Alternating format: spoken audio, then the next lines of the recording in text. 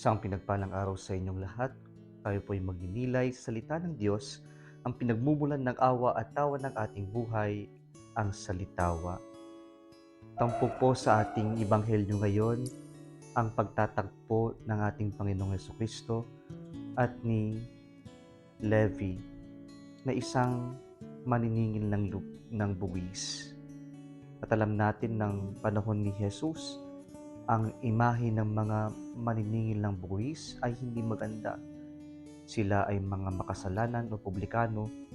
Sila po ay mga mandaraya at mga traidor sa paningin ng kanilang kapwa Hudyo.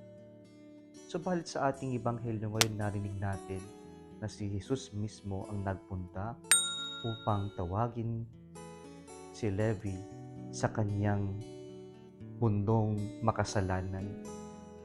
Na dito po makikita natin na si Jesus ay hindi po mahalaga sa kanya yung kanyang social image. Sapagkat kung mahalaga kay Jesus ito, hindi niya hahamakin na madumihan o madungisan yung kanyang imahe sa pagpunta sa mga makasalanan at ang makikain, makisalamuha sa kanila. Subalit hindi ito ang pakay ni Jesus. Narinig natin sa ating ebanghelyo ngayon na ang pakay niya ay tawagin ng mga makasalanan at sila ay maibalik sa ating Panginoon.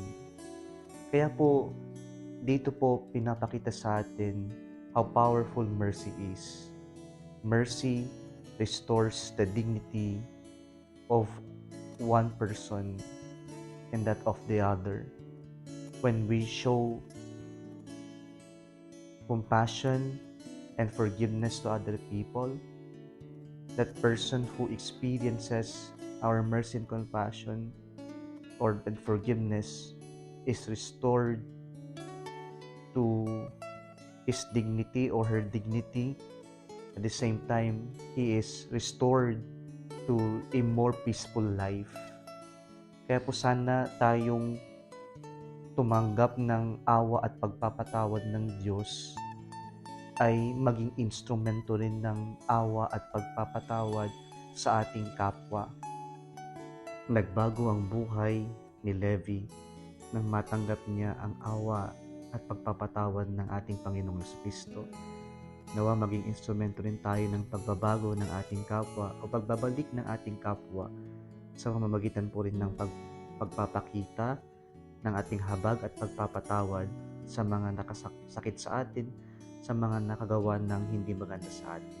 Upang sa ganon, by our mercy, the dignity of our brothers and sisters is restored. Muli isang pinagpalang araw sa inyong lahat.